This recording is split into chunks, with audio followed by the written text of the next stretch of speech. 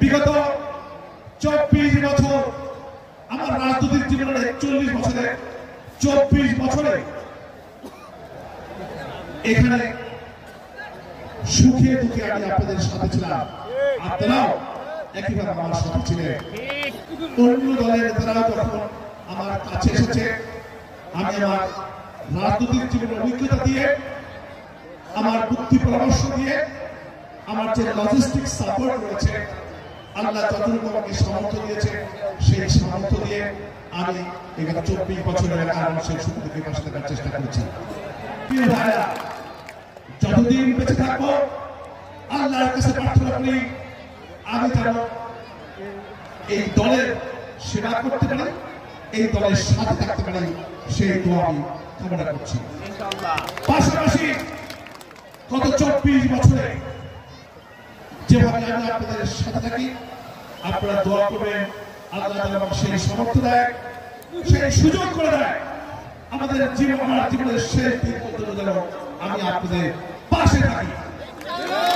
আমাদের দলের নেতা ভাইদেরকে আমি স্বনির্ভর অনুরোধ করব, বিনয়ের সাথে অনুরোধ করব, আপনারা এমন আচার আচরণ করবে যাতে সাধারণ মানুষ আমাদের প্রতি ভালোবাসা সৃষ্টি হয়, আমাদের প্রতি সহানুভূতি সৃষ্টি হয়। চাকরি ছিল, তাদের চাকরিচ্যুত করা হয়েছে, না হলে হয়রানি করে লেস রিপোর্টের জায়গায় ট্রান্সফার করে দেওয়া হয়েছে।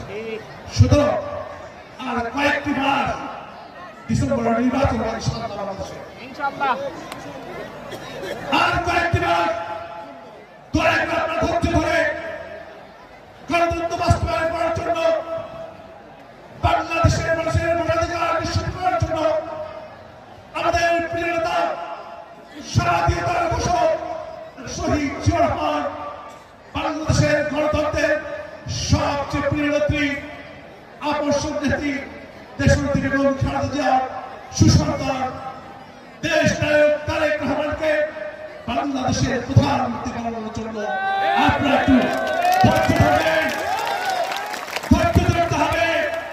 আর আমাকেও যদি আপনারা নেতা বানাতে চান, প্রতিনিধি বানাতে চান, তাহলে আপনাদের ধৈর্য ধরতে হবে। প্রিয় ভাইরা, কথা একটি পরিষ্কার, বিএনপি নেতা কর্মীরা জন্মলগ্ন থেকে অনেক সিনিয়র নেতা রয়েছে, অনেক কষ্ট করে বাংলাদেশে এই দলকে প্রতিষ্ঠা করেছে। বড়